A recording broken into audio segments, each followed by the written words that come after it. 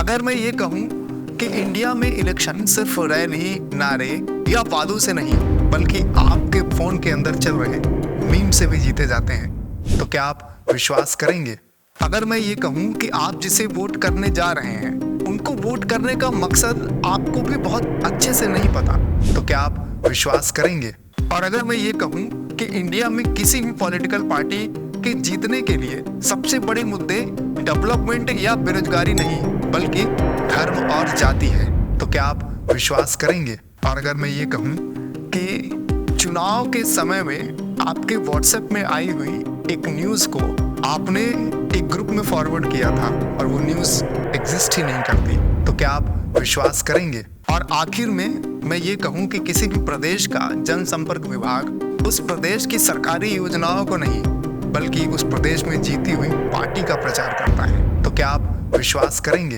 Indian election जो देखने और सुनने में आम सा दिखता है लेकिन ये उतना ही कॉम्प्लिकेटेड है, लेकिन बहुत इंटरेस्टिंग है। इंटरेस्टिंग इसलिए है कि चुनाव आते ही हर नुक्कड़, हर एक चाय की दुकान, हर एक सड़क के किनारे वाली दुकानों में सिर्फ चुनाव की चर्चा होने लगती है और आप और हम सब इस बात का मंथन करते हैं कि आपकी विधानसभा से, आपकी लोकसभा से आखिर कौन जीतने वाले हैं। और ये सारे समीकरण एक चाय की दुकान से शुरू होकर के विधानसभा या लोकसभा तक पहुंचते हैं। तो नमस्कार, मेरा नाम है प्रमोद और वीडियो के ऊपर में आपने जो भी बातें सुनी है वो कुछ तो मेरे हैं, कुछ मेरे पर्सनल पॉलिटिकल अनुभव हैं और ज्यादातर इस किताब से लिए गए हैं जिसका नाम है how to win election in India. इस किताब को लिखा है political strategist Shivam Shankar Singh. Michigan university से इन्होंने पढ़ाई की और पढ़ाई के बाद इन्होंने प्रशांत किशोर जी की जो कंपनी है आईपैक, उसमें काम किया और उस कंपनी में काम करने के दौरान मोदी जी के 2014 के इलेक्शन कैंपेन में भी इनका एक बड़ा योगदान था। तो इस किताब का कोर के टॉप में बहुत ही क्लियर कह दिया गया है, लिखा है कि what political parties don't want you to know. मतलब कि फ्रंट कवर में ये लिखा गया है कि पॉलिटिकल पार्टीज क्या चाहती है कि आप न जाने। इसका मतलब ये है कि इस किताब में बहुत सारे सीक्रेट्स हैं जो खोले गए हैं और इस वीडियो के माध्यम से मैं भी आपके सामने बहुत सारे सीक्रेट्स खोलूंगा। अब ये सीक्रेट्स कैसे हैं? जैसे कि एक आम आदमी की साइकोलॉजी क्या होती है जब वो मतदान करने जाता है, जब वो ईवीएम का बटन दबाता है, और एक पॉलिटिशियन किस तरीके से एक एक करके वोटर के माइंड में अपनी इमेज बनाता है।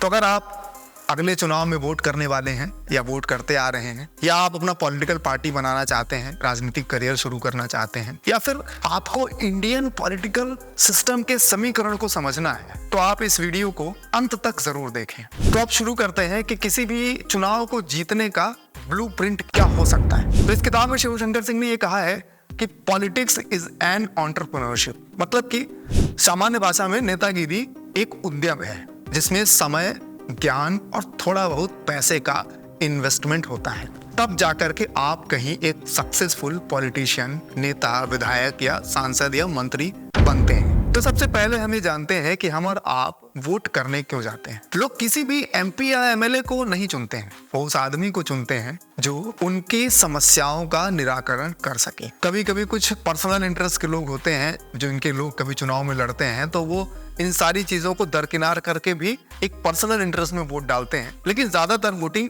इस मुद्दे पर होती है कि कौन सा व्यक्ति हमारे सड़क, हमारी बिजली और बाकी की जो लोकल समस्याएं हैं उनको सॉल्व करेगा। सामान्य रूप से कोई भी पार्टी दो तरीकों से जीत सकती है, एक है टॉप डाउन अप्रोच और एक दूसरा तरीका है नीचे से ऊपर की ओर देखा जाए। तो पहले समझते हैं टॉप डाउन अप्रोच क्या होती है। टॉप डाउन अप्रोच जैसा कि पिरामिड के टॉप में एक इतना मजबूत आदमी हो कि उसने नीचे के लोगों को बहुत ही मजबूती से पकड़ रखा है कि जो नॉर्मल वोटर है वो नीचे के कैंडिडेट को देख ही नहीं रहा है, वो सिर्फ ऊपर के आदमी को देख रहा है। इस अप्रोच का उपयोग बीजेपी ने पिछले 2 लोकसभा चुनाव और बाकी के विधानसभा चुनाव में 10 सालों में बहुत ही अच्छे तरीके से उपयोग किया। अभी हाल ही के जो विधानसभा चुनाव हुए हैं जहां पर बीजेपी ने 3 राज्यों में एकदम बहुत ही तगड़ी जीत हासिल की, उस टॉप डाउन अप्रोच का बहुत ही तरीके से बीजेपी ने उपयोग किया। कैसे किया? मोदी जी ने पूरे के पूरे पॉलिटिकल कैंपेन में लगभग 40 जनसभाएं की।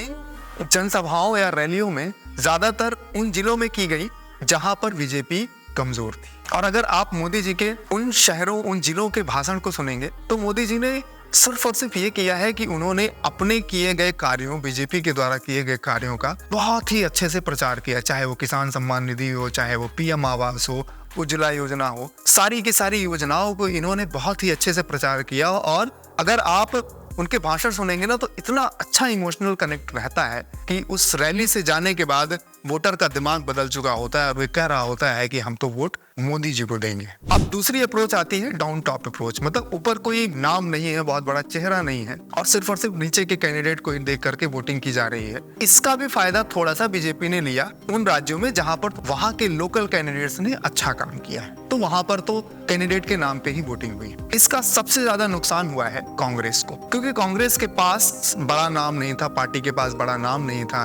किसी भी राज्य में जो नाम थे वो उनके कहीं ना कहीं उनके ऊपर दाग लगे हुए थे और उस नाम पर वोटिंग नहीं हो पाई। वोटिंग हुई तो लोकल कैंडिडेट्स के नाम पे हुई और लोकल कैंडिडेट्स उतने स्ट्रांग नहीं थे या उनके पास उतने मुद्दे नहीं थे कि वो जीत में कन्वर्ट कर सकें उन वोटों को। तो ये तो हुई दो अप्रोच। पहली अप्रोच जो कि कैडर बेस्ड चलती है, जिसको हम लोग पॉलिटिकल भाषा में कैडर में चलते हैं। अगर किसी पार्टी के पास कैडर अच्छा है, टॉप पिरामिड के टॉप के लोग बहुत अच्छे हैं, तो उनके नीचे के लोगों को उतनी मेहनत करने की जरूरत नहीं होती है। और अगर पार्टी के टॉप के लोग, टॉप का कैडर अच्छा नहीं है, तो फिर नीचे के लोगों को तो बेशक बहुत मेहनत करनी पड़ेगी। तो अभी तक हमने ये समझा है कि कोई भी पॉलिटिकल पार्टी जीत कैसे सकती है। इसके अलावा पॉलिटिकल पार्टीज अपने चुनाव को और मजबूत करने के लिए, जीतने के लिए क्या क्या करती है।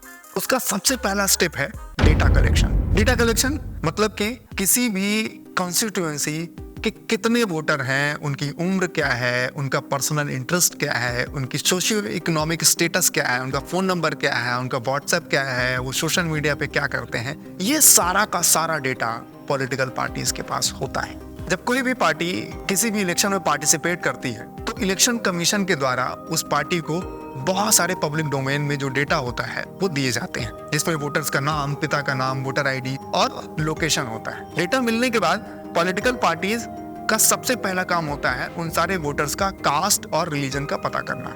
लगभग 70% वोटर्स का तो उनके नाम के आगे जो उनकी जाति लिखी हुई है उससे पता चल जाता है कि ये किस कास्ट के हैं, लेकिन 30% लोगों का नहीं पता चलता है। और फिर उन 30% मतदाताओं का कास्ट पता करने के लिए काम आते हैं कार्यकर्ता। और बीजेपी को इन कार्यकर्ताओं की ताकत का बखूबी अंदाजा होता है, इसलिए कुछ सालों पहले उन्होंने एक इनिशिएटिव शुरू किया जिसका नाम है पन्ना प्रमुख। पन्ना प्रमुख एक इंडिविजुअल कार्यकर्ता होता है जिससे वोटर लिस्ट दी जाती है और जिसमें लगभग 60 नाम होते हैं और उस जिम्मेदारी के तहत उसे उन सारे के सारे मतदाता हैं उनको आउटरीच करना है और आउटरीच करके उनकी लगभग सारी जानकारी, फोन नंबर, व्हाट्सएप नंबर, उनका पर्सनल इंटरेस्ट, उनका सोशियो इकोनॉमिक स्टेटस, ये सब कुछ जानने की जो जिम्मेदारी होती है वो पन्ना प्रमुख की होती है। कांग्रेस ने भी इस टेक्निक को 2014 के पंजाब इलेक्शन में उपयोग किया था। अब जब पार्टी के पास इनफ डेटा होता है कास्ट और रिलीजन का, तो उनका अगला काम होता है उन नामों के सामने फोन नंबर शामिल करने का। भारत में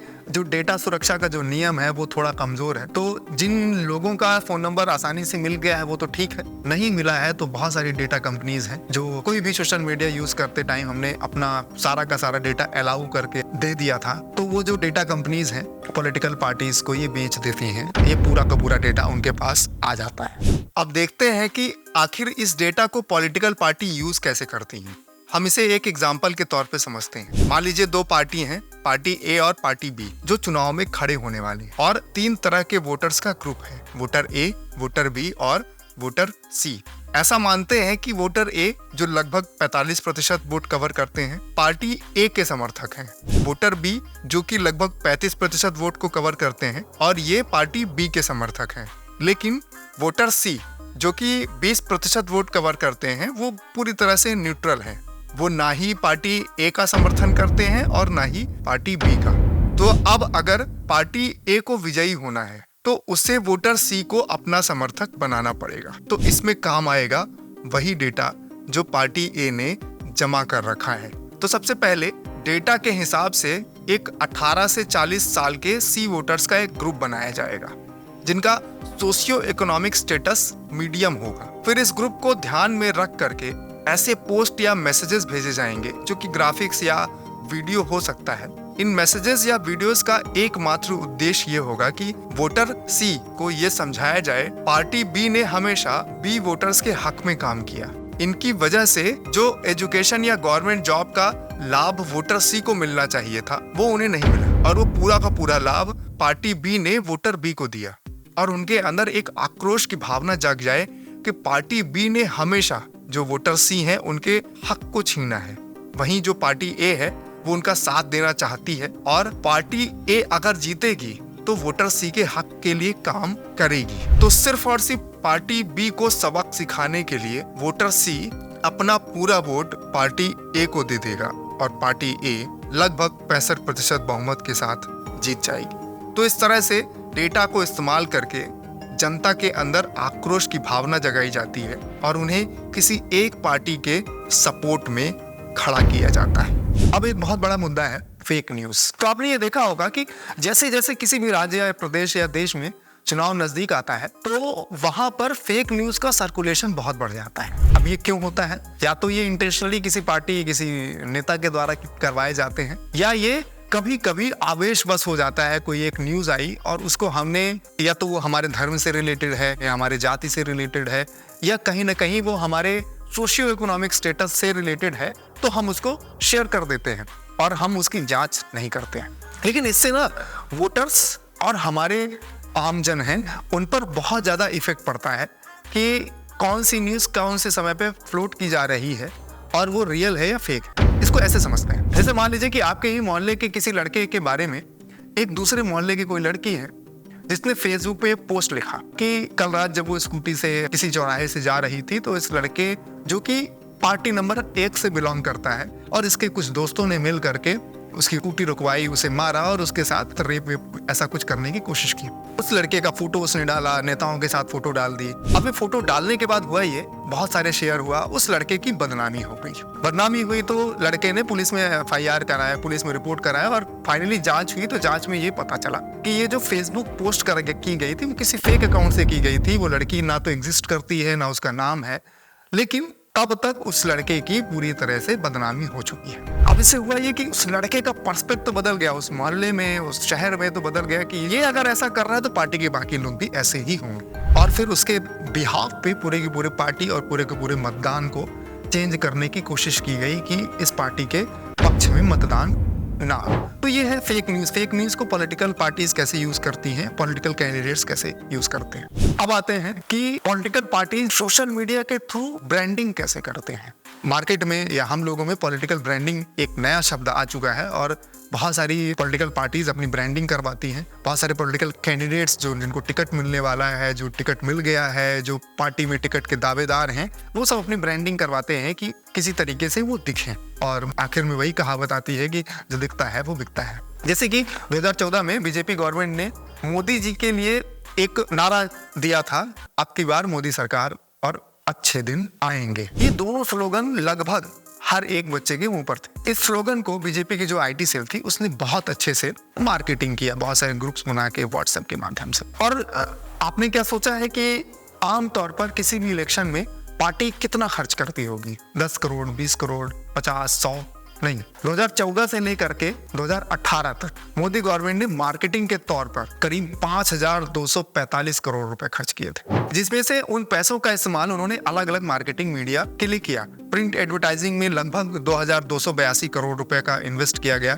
जो कि लगभग न्यूज़पेपर और मैगजीन में मान लेते हैं, और लगभग 2,312 करोड़ रुपए ऑडियो विजुअल मीडियम के माध्यम से हुआ है, जो कि लगभग क्रिएटिव पोस्ट बनाना, सोशल मीडिया पे एड्स डालना, सोशल मीडिया पे कंटेंट बनाना, ये सब में लगभग 2000 के आसपास, 2000 करोड़ के आसपास का खर्च हुआ। अब आप ये सोचिए कि जो पहले की मार्केटिंग हुआ करती थी वो मुख्य रूप से पंपलेट के माध्यम से होती थी और रैलियों के माध्यम से होती थी। मतलब कि न्यूज़पेपर के माध्यम से, सोशल मीडिया के माध्यम से, टीवी के माध्यम से कोई भी पॉलिटिकल पार्टी ज्यादा लोगों में पहुंच रही है, और जो ट्रेडिशनल तरीके होते थे, पंपलेट छपाना है, रैलियां हैं, इनके माध्यम से थोड़ा सा कम एक्सपेंस हो रहा है क्योंकि आसान तरीका है सोशल मीडिया। तो इन सारे तरीकों से डेटा एल्गोरिदम है, फेक न्यूज है, सोशल मीडिया, एडवर्टाइजिंग, ब्रांडिंग, इनके माध्यम से जो वोटर्स हैं उनके माइंड को मैनिपुलेट करने की कोशिश की जाती है, और जो दिखता है वही बिकता है। जिस व्यक्ति की एडवर्टाइजिंग हमारे सामने हमेशा रहती है तो हम बटन भी उसी पार्टी के सामने की दबा करके आ जाते हैं। इस वीडियो के ड्यूरेशन में मैंने जितने भी पॉइंट्स कवर किए हैं उसमें मुझे ऐसा लग रहा है कि बहुत सारे कुछ ऐसे मुद्दे हैं जो छूट गए हैं। ऐसे छूट गए हैं कि कोई पॉलिटिकल पार्टी किसी भी कैंडिडेट को टिकट कैसे देती है, इस पर मैं ज़रूर बात करना चाहूँगा। और एक मुद्दा है कि कोई व्यक्ति पॉलिटिक्स में आना चाहता है लेकिन उसको कोई पॉलिटिकल बैकग्राउंड नहीं है, वो किस तरीके से शुरुआत कर सकता है। तो शायद मैं अगली वीडियो में ये भी बात करूँगा। और इसके साथ ही अगर कोई पॉलिटिकल कैंडिडेट जीत गया है तो वो अगले चुनाव की कैसी तैयारी करते हैं, इसकी बात भी करेंगे। और एक बहुत बड़ा मुद्दा है जिस पर हमें बात करनी चाहिए, वो ये है कि कभी कभी पॉलिटिकल पार्टी मुद्दा ना होते हुए भी मुद्दा बनाती हैं। जैसे कि हम लोगों ने बहुत सारे मुद्दे अभी देखे हैं जो हमें कभी चुनाव के समय पे नहीं दिखते थे। तो इस तरह की मार्केटिंग कैसे होती है। और हाँ, जो हमारे वीडियोस देख रहे हैं, आप लोग किसी पॉलिटिकल पार्टी से रिलेट करते हैं या अपनी खुद की पॉलिटिकल पार्टी में हैं, या आप चुनाव लड़ते हैं, चुनाव लड़ना चाहते हैं, किसी पार्टी से टिकट चाहते हैं और इसके लिए आप ब्रांडिंग करवाना चाहते हैं, तो एक टीम है videoscard.com, ये डिस्क्रिप्शन में यहाँ पे इनका डिटेल लिखा हुआ है, आप उनसे ज़रूर रीच आउट कर लीजिए। इनके पास काफ़ी अच्छा एक्सपीरियंस है, इन्होंने काफ़ी बड़े पॉलिटिशियंस के साथ काम भी किया है, उन्हें जिताने का काम भी किया है, बहुत सारी स्ट्रेटजीज इन्हें बताई है। क्योंकि देखिए, आज के समय में अगर आपको चुनाव में आगे जाना है, आपको पॉलिटिक्स में आगे जाना है, तो ट्रेडिशनल तरीकों को थोड़ा सा पीछे रखना पड़ेगा।